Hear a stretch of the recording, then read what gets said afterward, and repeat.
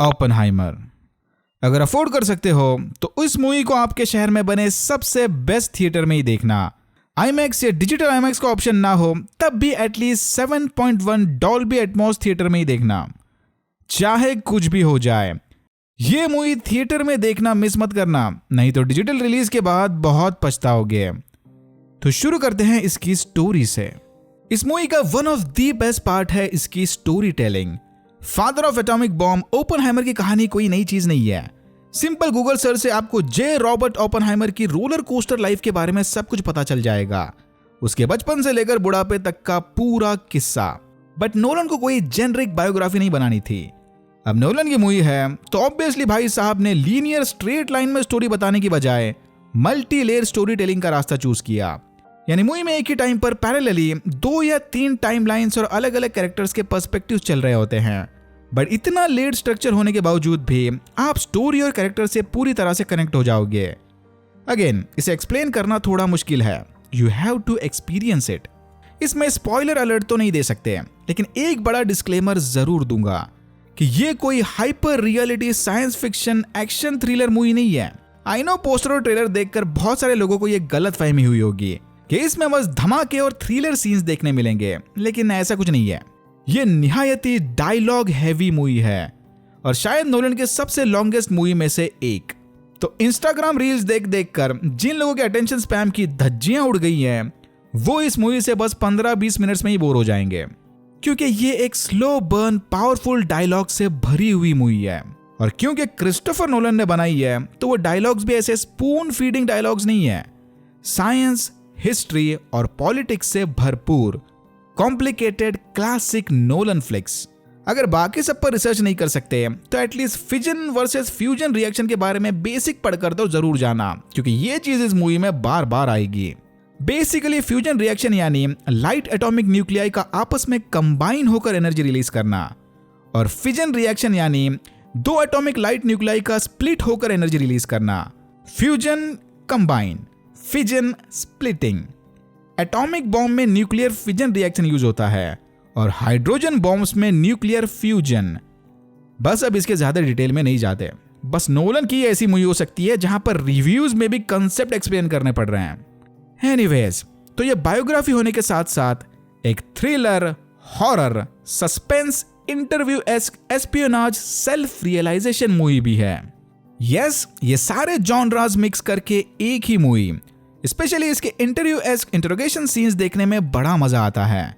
But again, अगर लो attention span है तो पक्का बोर हो जाओगे। बहुत सारे लोगों को ये ऑलरेडी पता होगा कि इस मूवी में मल्टीपल टाइमलाइंस और 2 अलग कैरेक्टर्स के नॉन लीनियर सेगमेंट्स को दिखाने नोलन ने कोडैक के साथ मिलकर special black and white film reel produce की थी। वो सारी मेहनत स्क्रीन पर रंग लाती है। इसकी सिनेमैटोग्राफी, अलग अलग सीन्स और इमोशंस को जताने वाले कलर ग्रेडिंग और कैमरा वर्क कमाल का है। पहली बार पता चला कि कोई ओवर एक्सपोजर को भी टेंशन डेवलप करने के लिए यूज कर सकता है। इस मूवी की अगली खासियत है इसके प्रैक्टिकल इफेक्ट्स और साउंड डिजाइनिंग। नहीं, न्यूक्लियर ब्लास्ट को दिखाने नोलन ने वाकई में न्यूक्लियर ब्लास्ट नहीं किया, बट उससे निकलने वाले एटॉमिक चेन रिएक्शन और शॉक वेव्स को दिखाने के लिए नोलन की टीम ने अलग अलग प्रैक्टिकल इफेक्ट्स को शूट करके बाद में एडिटिंग के वक्त एक साथ कंबाइन कर दिया, और वो कंबाइंड फुटेज न्यूक्लियर ब्लास्ट में होने वाले रिलीज का एकदम एक्यूरेट रिप्रेजेंटेशन है। तो again, hats off to Nolan and his team. Story और सिनेमैटोग्राफी के बाद इस मूवी के एक्सपीरियंस का सबसे बड़ा पार्ट है इसकी साउंड डिजाइनिंग। इसीलिए मैं आपको बार बार बोल रहा हूं कि एटलीस्ट इस मूवी को 7.1 surround sound Dolby Atmos theatres में ही देखना, क्योंकि न्यूक्लियर धमाके से निकले शॉक वेव्स और कुछ सीन्स को एक्सपीरियंस करने आपको उस इन्वायरमेंट में होना होगा। सिर्फ धमाके ही नहीं, नोलन ने इन हेवी साउंड इफेक्ट्स का इस्तेमाल टेंशन बिल्डअप और कैरेक्टर के इमोशंस को रिप्रेजेंट करने के लिए भी यूज किया है। और चाहे कितने भी महंगे हेडफोन्स खरीद लो, इन सीन्स को देखते हुए वो थिएटर वाला एक्सपीरियंस नहीं आने वाला। इतनी लंबी मूवी होने के बावजूद भी पावरफुल डायलॉग्स और साउंड इफेक्ट्स की मदद से काफी कैप्टिवेटिंग सी लगती है। ऐसा लगेगा आप भी उन कैरेक्टर्स के साथ रूम में बैठे हो। लेकिन अच्छी एक्टिंग के बिना साउंड इफेक्ट्स और प्रैक्टिकल इफेक्ट्स पर बजट उड़ाकर क्या फायदा। लकीली नोलन के पास इस मूवी में काम करने हॉलीवुड के ए एक्टर्स की लिस्ट थी।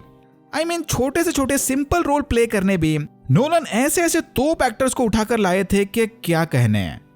इतना टैलेंट से भरा कास्ट होगा तो एक्टिंग को लेकर तो कंप्लेंट कर ही नहीं सकते। सबने अपना बेस्ट परफॉर्मेंस दिया है। बट किलियन मर्फी और रॉबर्ट डाउनी जूनियर ने तो भाई अपना करियर बेस्ट परफॉर्मेंस दिया है। सीरियसली इन दोनों की एक्टिंग देखकर बार बार गूज़बम्स आ रहे थे। आयरन मैन वाले आरडीजे को भूल जाओ भाई, इसने ओपेनहाइमर में पूरा शिफ्ट मारकर एक अलग ही लेवल अचीव कर लिया। मर्फी और आरडीजे बेस्ट एक्टर और सपोर्टिंग रोल ऑस्कर डिजर्व ही नहीं करते हैं। मुझे तो लगता है कि ऑलमोस्ट समझ लो इनको मिल ही गया।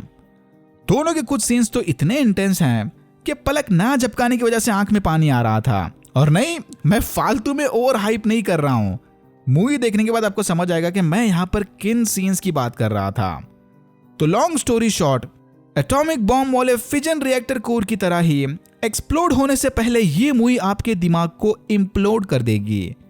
लास्ट का सीन देखकर थिएटर से निकलने के बाद मेरे जैसे कुछ लोग एकदम उन्हीं ख्यालों में खो जाएंगे। ओपेनहाइमर इस साल की सिर्फ बेस्ट फिल्म ही नहीं बल्कि ह्यूमैनिटी के लिए दी बेस्ट हिस्ट्री लेसन भी है।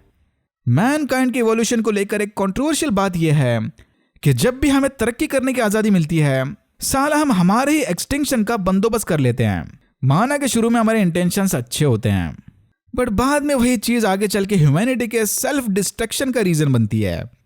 पहले क्लीन एनर्जी के चक्कर में एटॉमिक बॉम्ब्स और अब बेटरमेंट ऑफ ह्यूमैनिटी के चक्कर में आर्टिफिशियल इंटेलिजेंस या AI. I remembered the line from the Hindu scripture, the Bhagavad Gita. Vishnu